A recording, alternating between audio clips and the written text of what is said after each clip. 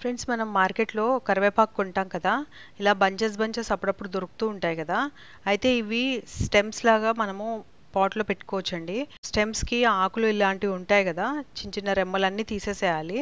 తీసేసి ఈ స్టెమ్ లాగా ఉంటుంది కదా, చిన్న చిన్న చిగుళ్ళలాగా ఉంటాయి, అలాంటివి వదిలేసి పైన అంతా కట్ చేసేసేయాలి. చిగుళ్ళు కూడా ఎక్కువగా ఉంటే కట్ చేసేసేయాలి.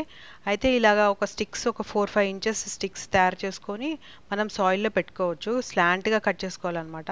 అయితే పైన ఓపెన్గా ఉంటుంది కదా, దానికి ఇలా నెయిల్ పాలిష్ పెట్టారనుకోండి, అవి ఎండిపోకుండా ఉంటాయి. ఇంతకుముందు మనము పేడ అవన్నీ పెట్టేవాళ్ళం కదా, ఇలాగ రౌండ్గా చేసేసి పేడ పైన భాగంలో పెట్టేవాళ్ళం కదా, దాని బదులు ఈ నెయిల్ పాలిష్ లాంటిది పెట్టేస్తే అవి ఎండిపోకుండా ఉంటాయి. అలాగే కొంచెం యాంటీ ఫంగల్ లాగా పనిచేస్తుంది అనమాట.